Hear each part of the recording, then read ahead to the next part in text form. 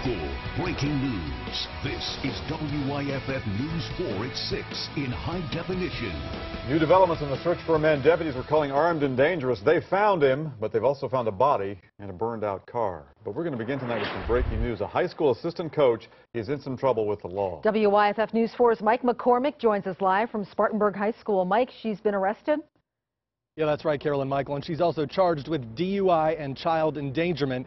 Until her arrest, she was an assistant cross-country coach here at Spartanburg High School. Spartanburg District 7 officials are telling us that Deidre Kaiser was driving 7 student athletes in a district vehicle to a cross-country invitational in the Low Country. This was Friday afternoon. District officials say North Charleston police stopped her for erratic driving and ultimately arrested her. District officials say she has been relieved of her coaching duties, but she is also on administrative leave during the investigation. Late this afternoon, a District 7 spokeswoman told WYFF News 4, quote, "Our girls were placed in a potentially harmful situation, and that is absolutely intolerable," end quote.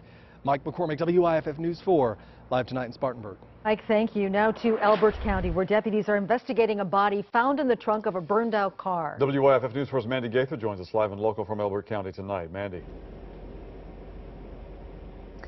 Well, Michael, since 5, we have heard back from the Georgia Bureau of Investigation. GBI says that all information on this case will come from the Elbert County Sheriff's Office, and at this point, this is all that the Sheriff's Department is releasing. Around 8:30 last night, a man and woman were taken into custody. This after a manhunt which took most of the day Sunday. It started at 8 o'clock in the morning. Elbert County deputies got a call about 2 vehicles on fire on Highway 368 at the South Carolina state line. When deputies got on scene, a witness who saw the fire said he had stopped to see if anyone needed any help. When he did that, he says a man got out, aimed a gun at the witness, and said he didn't need any help. The suspects had already left by the time deputies were able to get on scene.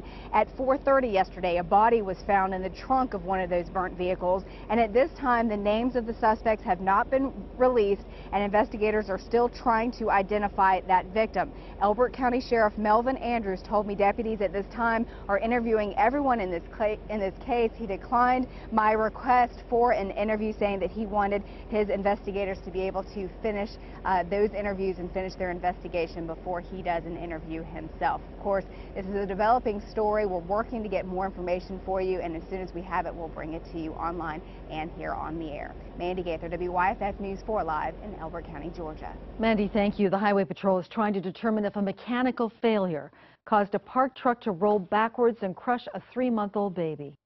WYFF News 4's Myra Ruiz has more on this investigation. Greenville County investigators tell us that this is the neighborhood where that accident happened, as a 12-year-old was holding a 3-month-old baby when that baby fell and the truck backed up over him. A number of people had gathered, as I understand it. And investigators say infant Jacob Joel Ford and his twin Noah Noel likely got a lot of attention at the family get-together on Saturday. A young cousin held Jacob and visited with others while sitting in a large pickup truck. Someone was going to be leaving the gathering, and they asked Mother if she would move the truck just a short distance. Deputy Coroner Kent Dill says Mom moved the manual transmission truck and got out to continue talking to others. The young lady and the child, or the baby, were still in there, and people started screaming that the truck's rolling, the truck's moving. Dill says the mother tried to stop the truck but got knocked down by the door when she tried to get in. The young girl who was holding the child fell from the vehicle to the ground, and after that happened, then the child was crushed by the truck. Whenever we hear of any child's death, the first thing we think is there something that could have been done to prevent it? Cynthia Fryer with Safe Kids Upstate says vehicles are meant for driving only. So we recommend that parents keep their vehicle doors locked so children won't climb in and play in them. Someone inside the home where that accident happened declined to be interviewed. Myra Ruiz, WYFF News 4, Travelers Rest. Continuing News 4 coverage now on the death of Clemson student Tucker Hipps. It's been a week since he fell to his death in the Seneca River. And WYFF News 4 has requested the autopsy results, but the Oconee County coroner Carl Addis says he has yet to receive the report. He also says it remains an ongoing death investigation by his office and the sheriff's office.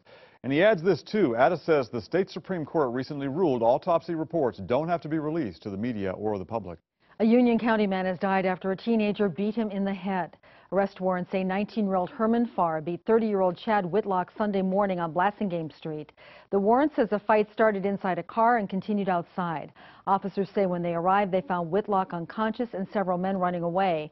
Farr is charged with attempted murder. The solicitor wants to wait for autopsy results before deciding whether to upgrade that charge. The Greenville County Sheriff's Office says a man armed with a handgun robbed a convenience store on Old Augusta Road. They say it happened around 10:45 here at the Little Cricket store. Deputies said the man demanded money from the clerk, grabbed some, and then left here in a burgundy car, and they're still trying to find him tonight. A 79-year-old Etowah woman remains in critical condition at Park Ridge Hospital after being mauled by 3 dogs. According to the Henderson County Sheriff's Office, the victim was in her garden when the dogs broke free and attacked her repeatedly. WYFF News 4's Allie Miles has the story. She's just a sweet lady, a good neighbor, and I hate to hear that. It's what's happened. Chris McCoy has lived for 20 years in the small community of Etowah. And we're just like one big neighborhood. He lives near the small house on Little Springs Road where the woman was attacked and has seen the dogs, which live just behind her house, get out before. They've been over here once or twice, but they've never been aggressive that I know of. According to neighbors, I'm standing on the victim's property right now. We're told that she lives here, but then if you follow over this way, we're told that the neighbor's dogs came under this fence and attacked her. Henderson County Captain Steve Carter says the hound mix, beagle mix, and Labrador dragged her onto the neighbor's property, repeatedly attacking her before she was able to crawl to safety. The dogs were confined in their own yard, a neighboring yard, and they had shock collars on the dogs, but unfortunately the system didn't work.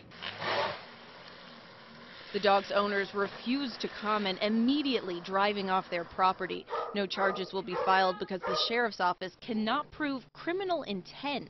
The dogs are currently being held at Henderson County Animal Shelter. They're being quarantined right now for 10 days just to make sure they're up to date on their shots, which we believe they are, and they'll be returned to the owner at the conclusion of the 10 days. Allie Miles, WYFF News 4 in Etowah.